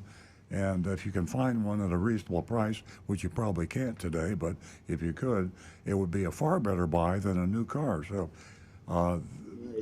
Consumer Reports, they have great information on used cars. No, I have used those, but the Consumer Reports, but when actually going out to hit the streets and going to a couple of different car dealers. Yeah. I mean, everybody's inventory varies because it's used cars. It's not like they can order a brand new one from the factory and you're getting the same comparison between this dealership and that dealership. Mm-hmm. So it's really hard to know if I'm getting a good deal and I could, no pun intended, spin my wheels running around to 10 different dealerships and finding. Hey, this is Stuart. Do you have a computer or smartphone? Yeah. Probably the best thing to do is just it saves you a lot of time is search online and start off at like a clearinghouse site like autotrader.com for the used cars, and then I would narrow it down to dealerships. I don't know if Earl's would agree with me on this, but you also have private sellers out there, small lots. There's also lots of crap. To kind of just weed out some of the most the worst possibilities, narrow it down to reputable dealerships, and look online. That saves you the shoe leather of running around town. And then there's other online sources that you can use just to get the pricing, to make sure you're in the ballpark. Everything's ranges, but look at Kelley Blue Book, what their fair value is, and there's some other sources. Those are not written in stone, but at least you're in the ballpark. And the gold standard is to have the car checked by your own mechanic. Pay him $100, $150. Have him go over the car carefully, and get your Carfax report. If you get a Carfax report and have your own mechanic check the car, no one's going to pull the wool over your eyes. Either the car's right or it's not right, and that's the final test, the acid test. Mm-hmm. One other thing you can do is stop in at the dealership for that particular car and ask the service department if they will run a national history for the service report to see what maintenance and repairs have been done on the car. Mm-hmm. What about buying? What about car? What's your take on CarMax and off lease only? CarMax is a great place to buy a used car. Carfax is where you want to check the car you bought at CarMax on Carfax. And off lease only, look over the car extremely carefully, because as a technician, I have seen a lot of people come in with relatively new cars that were totaled in accidents and then rebuilt and sold by off lease only. Yeah. Mm-hmm. Yeah, I've heard that, but wouldn't those accidents show up on the Carfax report? Normally they will, and sometimes they just slip by, because sometimes, say your car gets damaged in an accident, and instead of going through your insurance company, you simply go to a body shop and have it repaired yourself. It never makes it to Carfax. They don't know about it. Right, exactly. I know I'm trying to. here's another question. What about buying from a private deal or private individuals, like on OfferUp or Nextdoor or Craigslist or whatever? You have so few protections when you Not do a that. good idea. Don't do it. Don't buy from a private individual. It's more problem than it's worth, unless it's your brother, a friend, a someone good you know friend. and Yeah, trust, but if you don't know the guy or the gal, don't buy a car from him. Mm-hmm. Yeah, like last month we did found something, and a woman was saying that she had it for $2,000, whatever the car was, and then once he expressed interest, she did the old scam about, oh, well, I'm in the military up in Fort Belvedere, Virginia, but if you send $2,000 here, they'll ship it directly to you. The whole runaround. Yeah. Okay. Well, that's I still gave you the right idea. One more question about buying used cars. So, as far as the trims and the prices, just identify 2 or 3 makes or models that are interest and just shop around, huh? Yeah, get your consumer reports. Get the June issue, the current issue, and I started looking for Lexus, Toyota, Acura, Infiniti, Mercedes-Benz. Those are all the top ones. Stay away from Hyundai, Jeep, Chevrolet, Ram, and GMC.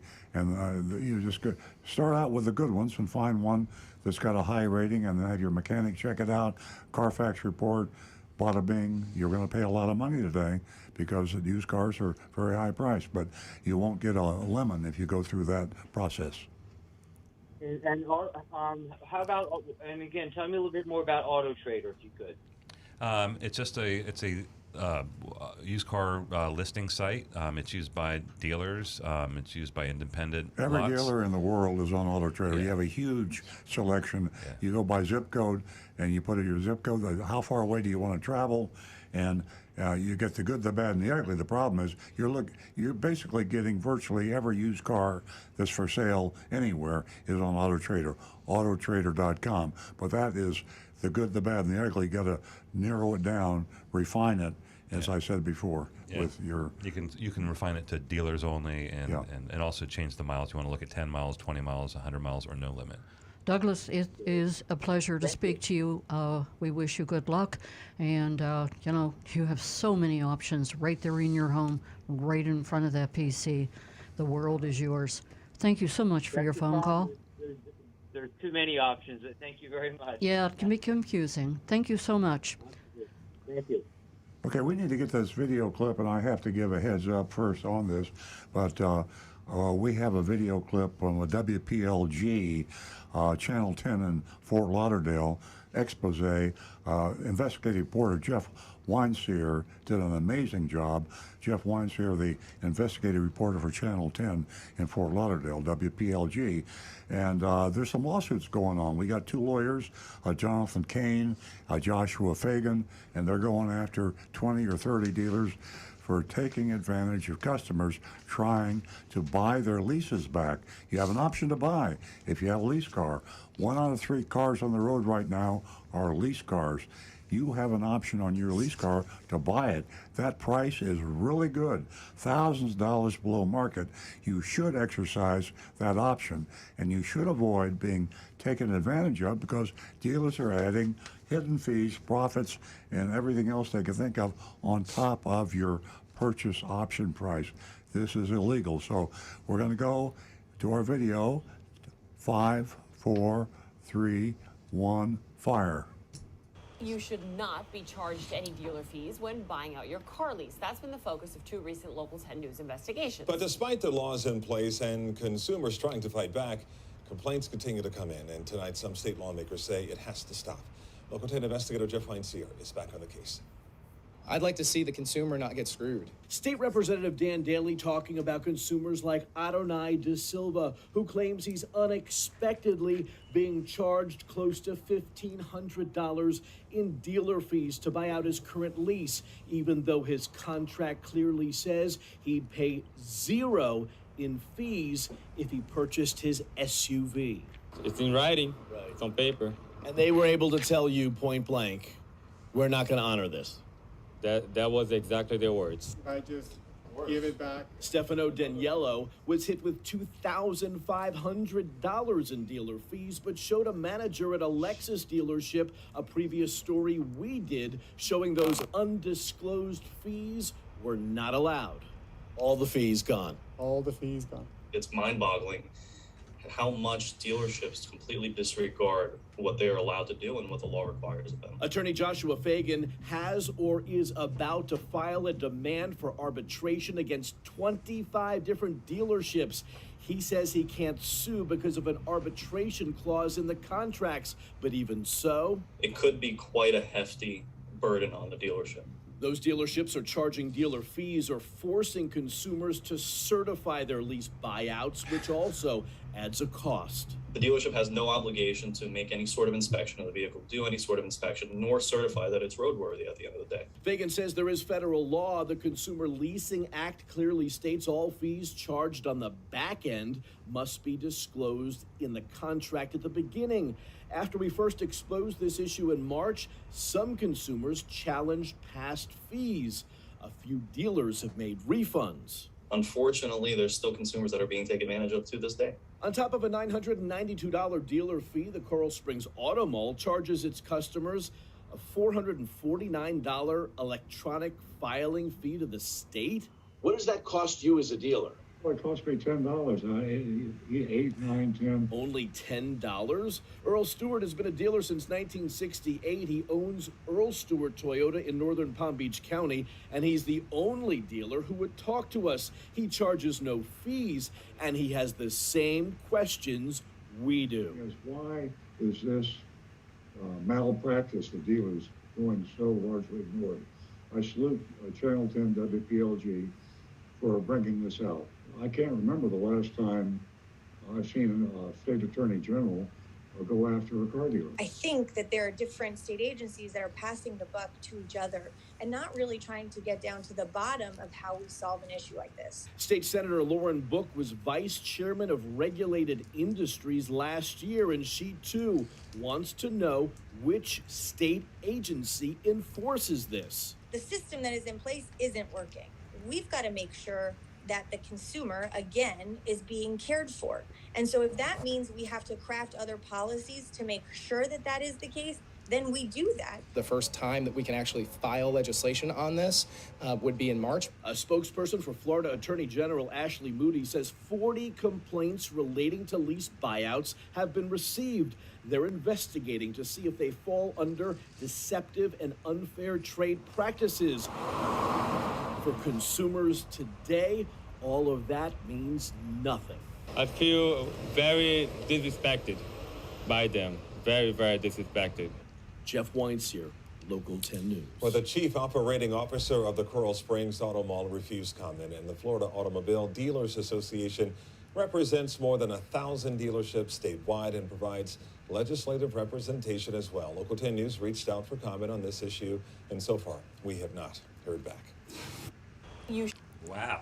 That was very refreshing, and I have the contact information of the two attorneys that were mentioned, Jonathan Kane and Joshua Fagan. They're both in the Fort Lauderdale area.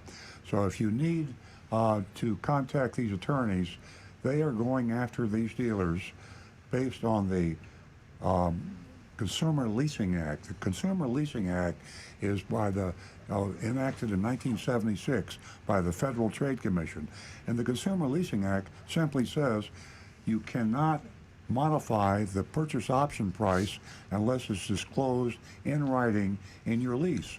If the price you're given to purchase your lease car for is given to you, the dealer or the leasing company or no one can modify that price.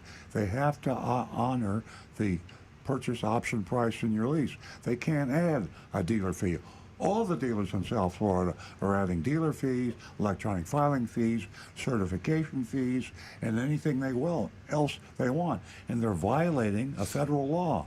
So finally, and kudos to Channel 10, Jeff Weinseer, and WPLG for having the nerve to do this. They're going to lose some advertising because of this. Matter of fact, the owner of the Coconut Creek Auto Mall called up Jeff Weinseer and made some rather implied threats about him not going after car dealers for what they're doing. So I really salute WPLG, Channel 10. I wish some of the TV channels in Palm Beach County and Martin County and some other areas would have the nerve that Channel 10 did to go after this obvious violation of the law. So if you need the number for Jonathan Kane, I'll give it to it quickly. We have to get to the mystery shopping report pretty quickly, but Jonathan Kane's direct line is area code 954-523-5123.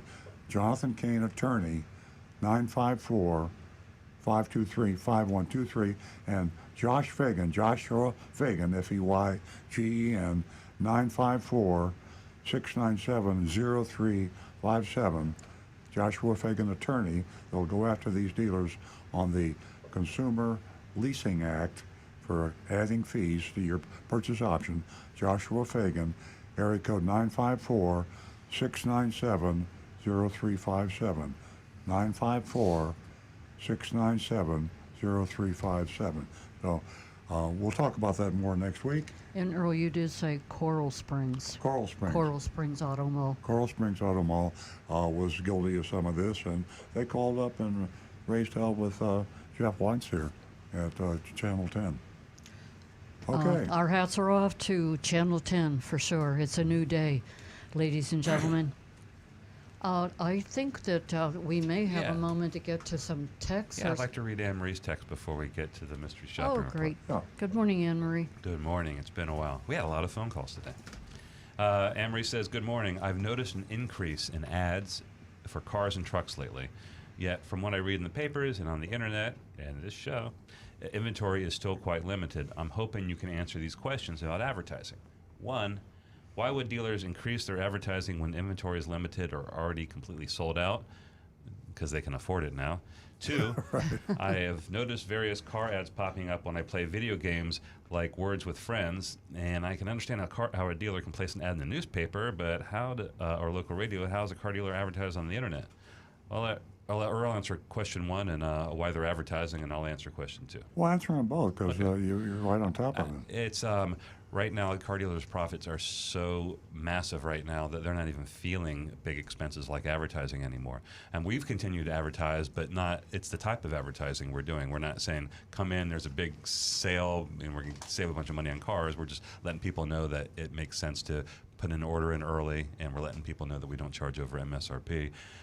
But right now, there's dealers are governed by percentages and numbers right now, and right now they get spend millions of dollars in advertising, and it's not even going to register as a percentage as a percentage of their total profit they're making. And also, they are still competing for customers. I mean, even though there's not a lot of cars there are dealers that are bringing cars in stock, and people are coming in and buying them on the lot for ungodly sums of money, and they are competing for those customers right now. So the key really is the turn rate, Anne-Marie, and it's a technical thing. Normally, you'd be right. People would just sit back and take orders and not spend a nickel on advertising. But with car dealers, you have to earn the cars. And the faster you sell them, the more cars they ship you. If you sat on your haunches and didn't advertise, and your competitor did advertise, you might make a few more bucks in the beginning. But when the smoke settled and things returned to normal, he would have had his turn rate so high because of the advertising that the cars would be coming to him and not you, and he'd be selling far more cars than you could. And so the second question is, how do you advertise on the internet? That's a neat question. So we advertise on the internet. We have a Google ad account, and we also have a Facebook ad account, and there might be some others. When you have a Google ad account, businesses can bid on pay for search terms, and you pay money when a customer or somebody on the internet clicks on your ad on the internet, but it also goes into the Google ad network, so it appears on things they call it display. So if you're on an app, maybe reading the news on a CNN app, you'll see an ad for a car dealer. That's part of the Google Ad Network. Yeah, I'm talking about geofencing and. Oh yeah. And then also, but that also goes to video games. So and there's if you've seen if you stream any TV or you stream anything, YouTube, that's called pre-roll, and it's really cool. There's a lot of targeting that you can do with it. You can select like a specific geographical area. You can select a dealership. I'd be lying if I said we've never done that, where we've targeted an ad that would only appear at a competitor's dealership, so there's there's other ways you can target. We could geofence Anne Marie's house. We could geofence. Well, I think the smallest or radius. the block, the zip code. Yeah, maybe like maybe a mile or so around your house, but that's true. You can do that with, say, Facebook, where only people in the city of Stewart will see the ad. And you can have a modified ad in the city of Jupiter, and then so it's really, you can craft your message by the people that you're trying to reach and by where they live, and also by demographic information such as income and age and all that, and it gets very, very yeah, if you live in an older community like Nancy and I, we wonder why all we see is hospitals, nursing homes, pharmaceuticals. Yeah. And all the stuff that old people think about all your time, and that's because they know that we're old and we're... advertisers have been doing this for a long time, and if you're watching TV and you start seeing a lot of ads for catheters and you start going, am I really in this? Am I in this democratic category? But with internet, you can go, like, it's not... You're not going by hundreds of thousands of people watching one channel. You can go down to individual neighborhoods and all that. So it's really cool, and we could probably do a whole show on it. Absolutely. Okay, folks, we're going to get to the mystery shopping report, and we want you to join us in rating that report. You're very important to this part of the show. We shopped Al Packer Ford. Now, here is the mystery shopping report. Yeah, Al Packer, been around for a while. Stu didn't even realize, but I knew the guy before, and it was Macaulay Ford. Some of you old-timers out there remember Macaulay Ford, but... the Al Packer Automotive Group was established by Albert Octavius Packer. I made that up. I thought... It's just Al Packer. See, you fooled me. Back in 1961 in Maryland. Over the years, Al ran a bunch of dealerships, but today this group consists of just 3 locations. Al Packer's White Marsh Ford in Middle River, Maryland, Al Packer Ford in Royal Palm Beach, Florida, and Al Packer Ford in West Palm Beach. Some of the folks that have been around town for a long time remember his original ads was Granny Packer, and they had somebody with a wig, an old lady with a wig, and there was Granny Packer. It was hysterical, really cool advertising. Now it's before you buy Price Packer. Al Packer's son Mark took over after Al died in 1996. Wasn't too long when we last mystery shopped Al Packer Ford, just 6 months ago, back in December 2021. Back then, we were just getting deep into the inventory crisis as we are today.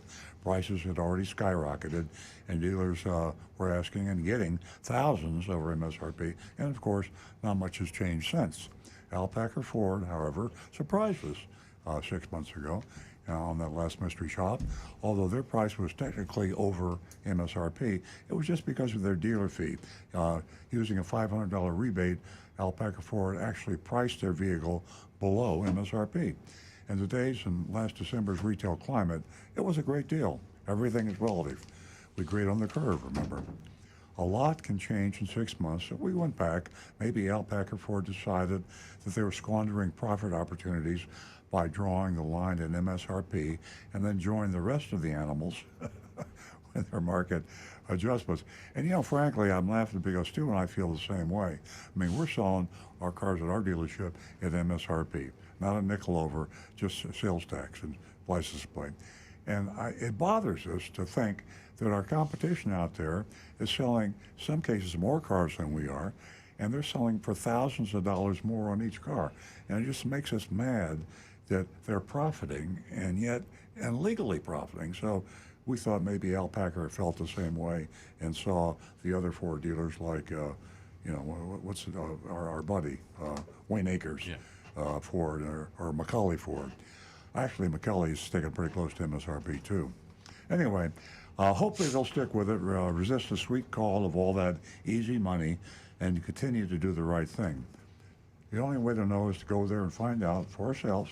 So we sent in Agent Lightning. And here's the report, as if I were Agent Lightning.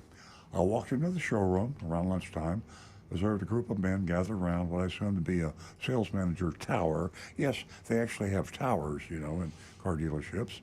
One of them saw me and approached and asked what he could do to help me. I told him I was in the market for a new SUV. He asked if I had any specific models in mind, and I told him that so far, I really like the RAV4. Now listen to this. The salesman interrupted to tell me the RAV4 was a Toyota product, not a Ford product. And I thought to myself as I read the report, Agent Lightning just turned around and walked away and got in the car. She should have, if she was a real customer. She had a job to do that. So, biting my lip to contain my irritation, I told him I realized that. I said I was curious to see what Ford had that was comparable to the Toyota RAV4. He replied by saying, probably an Explorer, like he didn't know. I asked if he was sure, and if they had anything smaller, like an Edge or an Escape.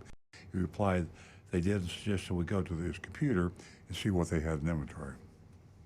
We went inside, talked about what I wanted in the vehicle. I told him I didn't want some base model.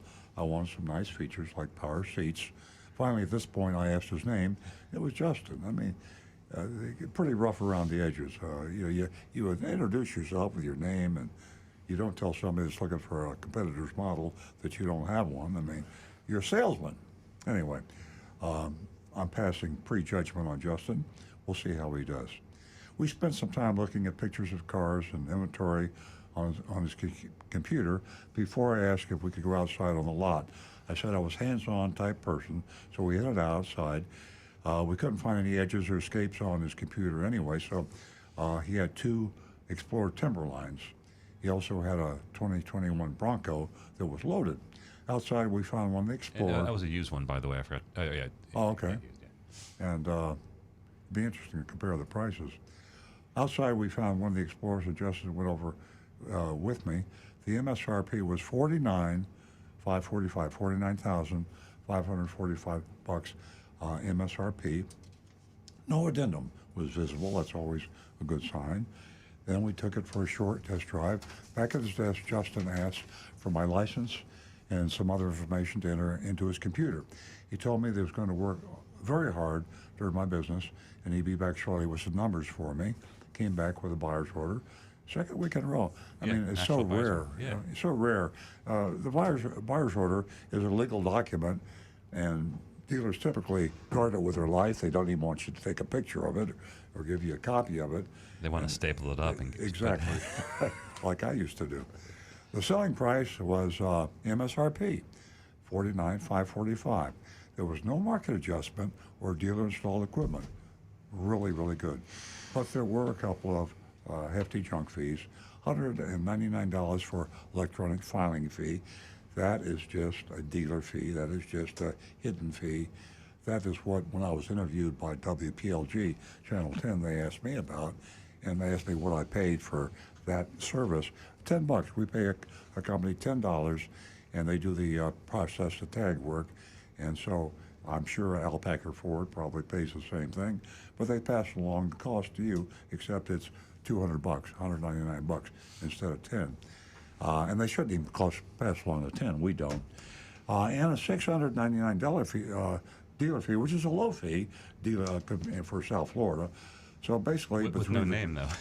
No name on it, which is absurd. I mean, did they just say fee? No, it says $699 to the left. It says this charge represents costs and profits to the seller dealer for its items such as inspecting, blah blah blah. Strange. So basically, around $900 in dealer profit added to the MSRP, which, by other standards of comparison, is not so shabby. Not so bad. I asked Justin if I could take the buyer's order with me so I could review it at home with my family, and Justin said, sure. I mean, we've had people tackled going out the door. Metaphorical tackles. We actually had a mystery shopper, Scott Cadmus, years ago. It might have been, who was it, Palm Beach Toyota? Palm Beach Toyota. Yeah. He took a buyer's order. He walked into the F&I office, walked opened into a the drawer. F&I office, took the buyer's order off the desk, and they chased him out to his car. Yeah. Right. This was a very long time ago, Palm Beach Toyota. Scott Cadmus has passed away since. Rest in peace, Scott. I asked Justin if I could take the buyer's order with him, blah, blah. So anyway, that's a real plus there for Alpaca Ford. And I've got a copy of the Monroe Neely book here that was on the car, and I have a copy of the buyer's order, and it was all just as we disclosed in the mystery shopping report. So here we are. I'm not going to, I don't want to influence the voting, but I'm dying to see what the votes are going to be. Yeah, they're coming in. Well, actually, got one. Mark, you guys, we know Mark. Mark calls all the time. Gives him a B. We have another B.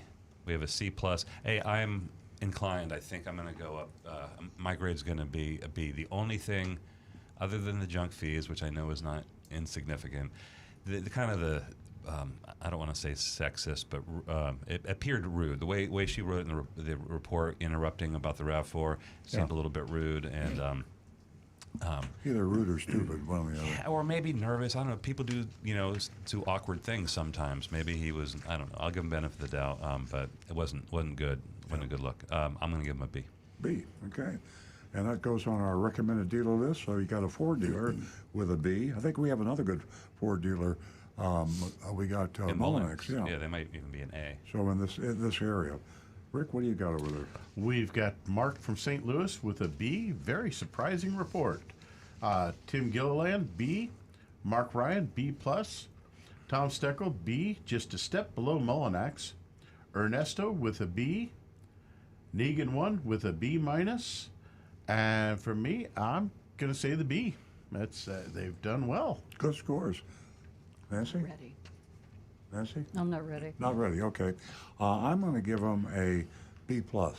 I was going to do an A. I was thinking about that, but I think we gave Mullinax an A, and I want to keep them a little below Mullinax. Mullinax is the gold standard, and Alpaca is coming up well. I mean, maybe we shop them again in a few months, and maybe they get up to tie Mullinax. But how nice to have two Ford dealers in Palm Beach County. Who are the other Ford dealers? We've got the Del Rey. Yeah, Wayne Acres. Wayne Acres, yeah. What are they? Advantage Ford. Yeah. Bev Smith. Bev Smith, yeah. Coons Ford. Yeah, and Fort Pierce, yeah. Okay. There we are. Are you ready yet for a grade? What's your vote? B plus. B plus? Yeah. Okay. Well, my vote would be a C, and everyone should be treated equal, and no interrupting, disrespectful, and the junk fees. I'm just going to call them junk fees. Give them a C. That's for Alpaca. All right, so it's the official. Well, B plus. Yours is the official, yeah. A B plus, yeah. This is like the Supreme Court. We have dissenting opinions, and then. Yeah, but I'm influenced by all the votes. Yeah. I'm influenced by all the Supreme votes. Court. Now, I like that. we've got a couple of minutes here, so I'm going to go back about the video we showed and about the investigative reporting done by Jeff Weinseer, the investigative reporter for WPLG in Fort Lauderdale. I wish we got that channel in Palm Beach County. It's a great channel, and I will say that it's a courageous channel. I hope they stick to their guns. Actually, there was a Fort Lauderdale channel that interviewed me a few years ago that I was really disappointed because the editor chopped the story, and it was because of the pressure from advertisers. And Channel 10 in Fort Lauderdale stood up to the pressure and ran this. There's two attorneys, and we have a hard time finding attorneys that will handle cases against car dealers. Joshua Fagan, I believe, is he specializes in car dealers. And Jonathan Kane, I believe his motivation in getting into this, his daughter actually got taken advantage of by a car dealer having to do with a lease, buying the lease back. So all you folks out there, I know 1 out of 3 of you are driving a lease car, and if your lease comes up, you need to buy that car, and you need to exercise your option. And now you know that it is illegal to charge anything above that purchase option price.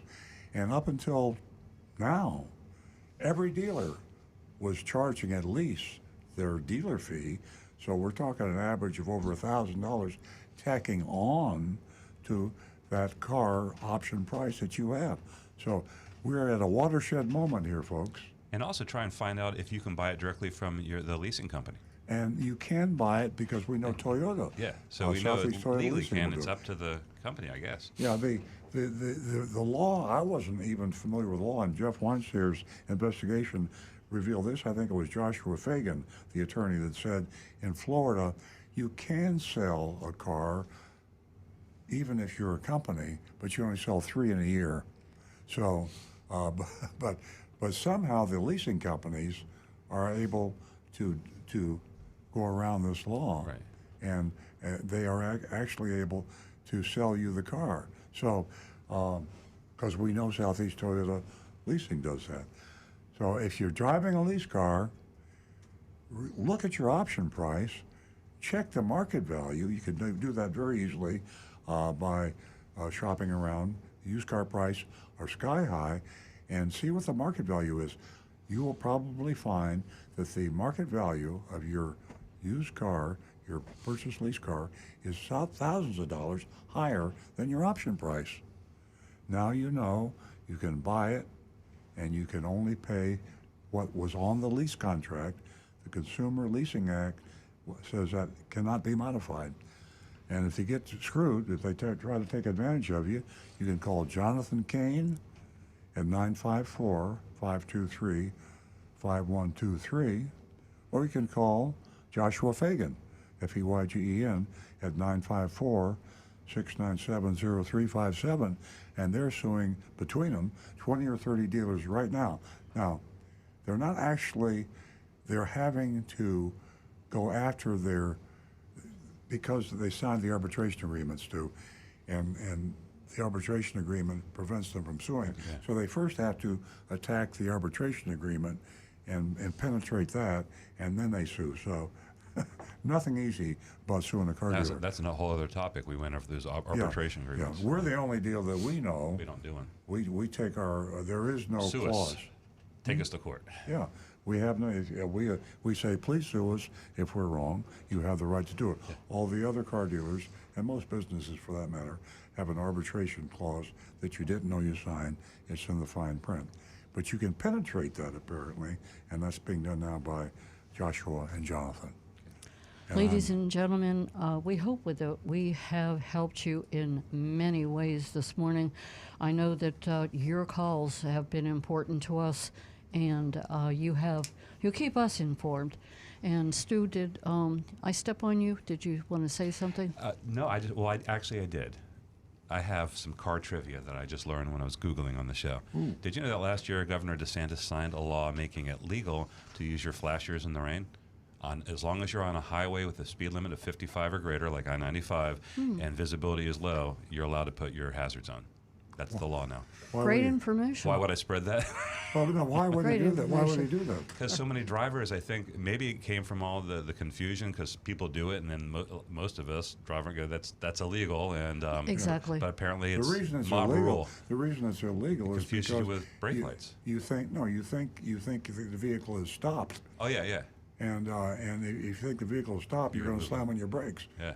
Anyway. Or confuse it with another light, but that's the case. It's raining, so Rick's shaking his head. He doesn't like That's this great. at all. We got 2 minutes left, ladies and gentlemen. If you didn't jot down that website that I sent, that I shared with you this morning about how to know if a Florida car dealer is breaking the law, that you can go to www.floridalawprotectingcarbuyers.com. Take advantage of that. We're here to help you. We share every single Saturday morning, and you can be right back here if you so choose to. Next Saturday morning at 8 a.m. We look forward to talking with you. Have a great weekend.